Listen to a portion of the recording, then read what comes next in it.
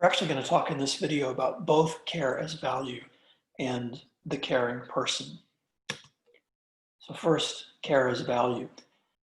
Obviously, we care about and care for our family and friends, but care as value has to do with caring about the vulnerable everywhere.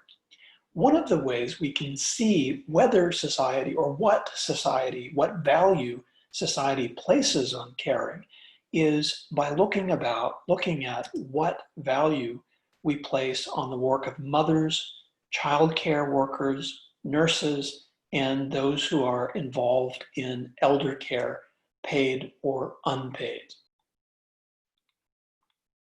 Care as a value has to do with emphasizing collaboration and cooperation over competition.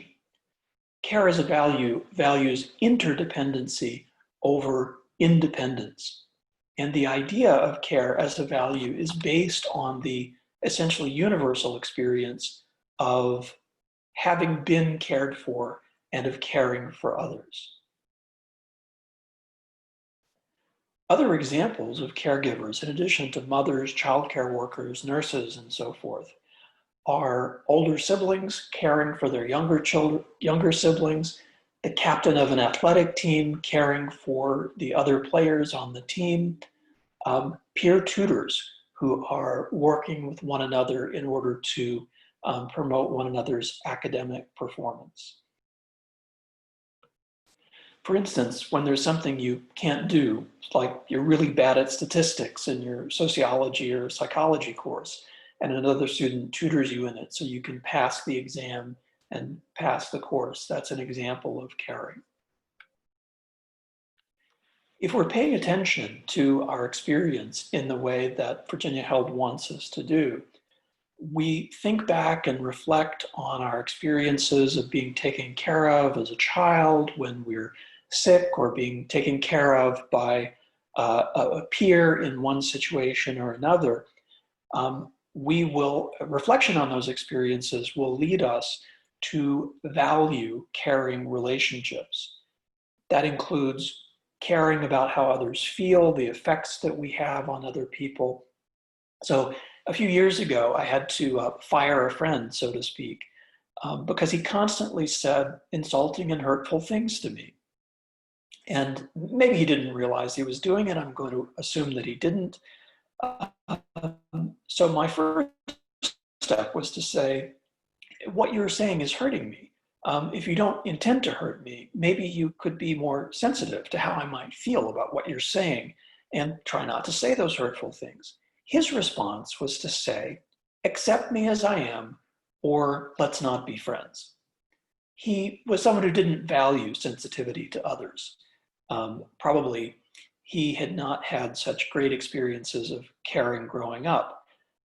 His talk about accepting me as he was an excuse for him not to care how other people feel about the things that he says to them. The interesting thing is he lost 2 friends in the same week for the same reasons, but he still didn't draw the conclusion that, hey, maybe there's something wrong with my behavior. We have to be careful around this point. Valuing sensitivity to other people's feelings is not an absolute value. You can value that in order to be better, for instance, at interrogating or torturing people. So being sensitive to other people's feelings has to be combined with other features of caring in order to be a good thing. So it's a bit like the limited goods in the first paragraph of Kant's groundwork of the metaphysics of morals that have to be combined with the goodwill in order to be good. Anyone who takes advantage of other people is typically very sensitive to the other person's feelings in order to exploit that vulnerable person better.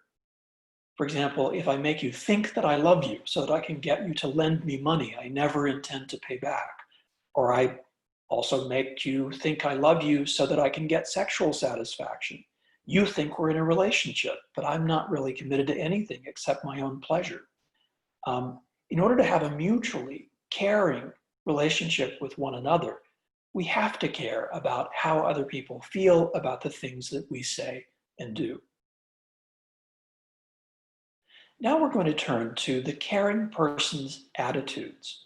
And Held says that the caring person is receptive, intuitive, rather than objective, analytic. And what she means by this, I think, is not Kant. So Kant, she thinks, is very much in the objective analytic mode, where we look at a situation, we analyze it, we pick it apart, we try to ensure impartiality in the situation. So it's an objective analytic attitude. Held wants to say that it's characteristic of the caring person to have a receptive, intuitive attitude. And I think that means that the intuitive part of it is paying attention to gut feelings about a situation, paying attention to all the nonverbal cues, the way a person holds their body, their tone of voice, their eye contact. And the receptive part has to do with opening ourselves to experience that full range of what's going on in the situation, and also opening ourselves to empathy. In many cases, empathy is painful. We push empathy away because when we empathize, we recognize that another person is suffering, and it's therefore painful to us. So let me try this example on you. Let's say you have someone who's in a leadership position and you need to talk to them about something, but that person is involved in a personal conversation with someone else. As a caring person, you would be very attentive to these situational factors.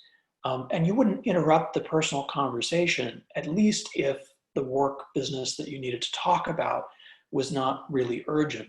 Because to do so would be to reduce that person to their official function, right? Not to treat them as a human being with feelings, not to be attentive to the fact that they're having a personal conversation. So the caring person notices how a person is feeling at a given time, whether the person is in a hurry, whether they're having fun and not wanting to be bothered with something practical, whether they're in a serious conversation. So a teacher notices what makes students happy, what they're really interested in. A nurse pays attention to what actually makes the patient feel better and not just looking at the numbers or following the rules. So my favorite example of this is the ICU, the intensive care unit. It's not really supposed to have visitors. And often doctors will give very strict orders about the nurses not allowing visitors into a patient's room in the ICU. But the doctors are there for a few minutes a day and the nurses are there 24 hours a day. And they see things that the doctors may not see. One of the things that the patient sees is, one of the things the nurse sees is that the patient is lonely, and being lonely makes the patient feel sicker. But when the patient gets visitors, the patient asks for less pain medication and therefore feels better. Also, if they're having any issue with their blood pressure being higher, having some of their family members and loved ones will actually bring that down. Others would bring that up. And so the nurse may very well break the rules and allow certain family members who do have that beneficial physical effect on the patient to come in and visit, while the nurse might very well say no and enforce the rules for someone the nurse believes would place the person under greater stress. The caring person also cares about justice and non-discrimination. So I talked about the teacher and the kids who were being bullied before. So that's the care as practice carrying over into care as a person. The caring person promotes the value of community over competitiveness. Also mentioned that point before. She's willing to put in work to cultivate caring relationships. So this is the person who might write the handwritten thank you note, buy someone flowers, call someone she knows is having a tough time, apologize to someone after an argument, even if you still think you were right, because you still value the relationship with them. So the caring person learns from watching and interacting with others how to be a more caring person. And this is someone who actually pays attention to, works at developing their skills and capacities in order to better care for others, and then serves as a role model for others about how to build caring capacities. So now I'm going to tell you a story that may at first make you think that I'm a very uncaring person. And I hope to convince you that the example is an instance of care. I have a close friend who has cerebral palsy, and he has severe speech defects and severe motor defects. When I first met him, he was still able to walk with great difficulty, but soon after that, he became limited to a wheelchair. And here's the part that's going to make you think I'm a terrible person. I actually make fun of him for his disabilities. Now, how could I possibly do that? Well, I looked at him and I watched how the rest of his friends were interacting with him. And we had some friends in common, even when we met and obviously later. And what I noticed was these friends, they were all guys, would joke with one another, tease one another for certain things. Like they would tease me for being bald, which of course I can't change. They would tease, someone else for blushing anytime certain subjects came up, things like that. But they were very, very hands-off with him. They were very careful with my friend with CP, never to tease him really about anything. And I thought, that's probably painful for him. It's a bit too much. It's a little humiliating, and he probably doesn't feel included. So I tried a few experiments. When he spilled something, he was trying to drink. He is able to drink with a straw, just not, a glass without a straw. So I teased him about spilling some of the milkshake or something that he was drinking. And later on that evening, he and I were alone together, and he said, "You have no idea." And then he started crying, and he said, "I have never felt so included. These guys are constantly teasing each other about things, and nobody ever does it for me because they think that I can't take it." And of course, one of the things that makes that offensive, it's not just exclusionary, but it also shows that I'm so uncomfortable with the disability that I'm afraid to refer to it at all. I also had to learn how to hold him well when helping him get from his wheelchair into a regular car or I also had to learn to hold him in the right way when helping him get from his wheelchair into a regular chair or from his wheelchair into a car. Those were skills of caring that I developed. And part of that was self-care, because if you do that in the wrong way, you injure yourself, you injure your back, and you're no longer able to help the person in that way. The caring person for HELD deliberately, systematically develop such skills. So those are physical skills of caring. The skills that are needed to cultivate a relationship of caring are different for every relationship. And so what HELD talks about is building a repertoire of relational caring skills so that you don't have to develop new skills every time you enter a new relationship. It's very important to note, as I've mentioned once before, that the caring person, as much as she values relationships, is also willing to let go of one that's not working. So, for instance, you have an LGBTQ person whose parents are not supportive of their sexual identity, who may decide to break off their relationship with their family in order to get themselves into a more supportive environment. Of course, some families disown that person as soon as they find out, and others react in a much more loving way. That's one example. Another example could simply be someone who chooses a different religion from their parents or chooses not to be religious. Someone who chooses different political leanings than their parents have. At other times, we're very entangled in certain unhealthy relationships that we need to disentangle ourselves from.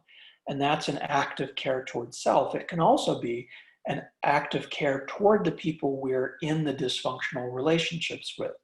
So the best kind of romantic relationships are the ones where, and friendships, where each person makes the other person better. Each person brings out the best in the other person. But there's a particular kind of romantic relationship where two people bring out the absolute worst in each other, right? And the important point is that the person whose life is centered around care doesn't separate from a relationship that's not working in order to become independent. Instead, they separate themselves from the dysfunctional relationships in order to cultivate mutually interdependent relationships that are more caring. So we may leave relationships that we find limiting because we're not able to be fully ourselves in them, in order to replace them with relationships where we can become fully ourselves. And this is part of cultivating our capacity to be caring toward others. We can't fully develop our abilities in an environment where our special gifts are not valued. And we need to find a place where those gifts are valued and cultivated. We're supported in the cultivation of those values, or we'll never grow them into what they can be. Now, some people try very hard to be caring persons, but they just turn out not to be very good at it. So there's such a thing as over-attentiveness, someone who constantly wants to know how you're doing, and you just want them to leave you alone so you can go about your day. Some people care in a way that promotes dependence rather than independence. So the now classic example of that is the parents we call helicopter parents. The point there is they care very much, but their care may be somewhat damaging. It may turn out to be destructive in certain ways. It might turn out to be condescending, humiliating, or demeaning, and it might turn out to inhibit a person's growth. So the point here is that we need to care in the right way, the way that's most effective for the person we're caring for to grow. So the care of these people who exercise destructive care may not be effective. They want to be caring, but that's not always the result.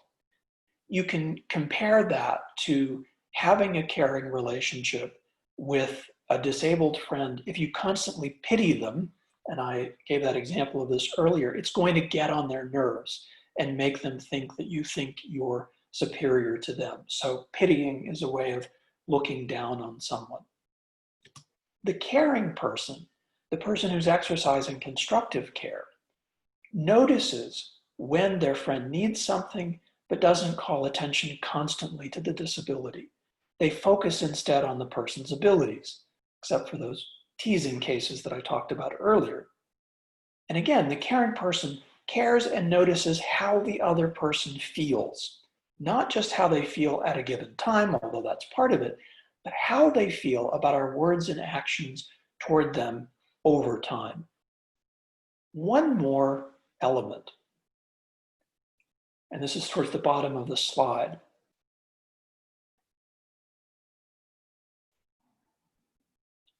A caring person recognizes and acknowledges when there are power differences between people.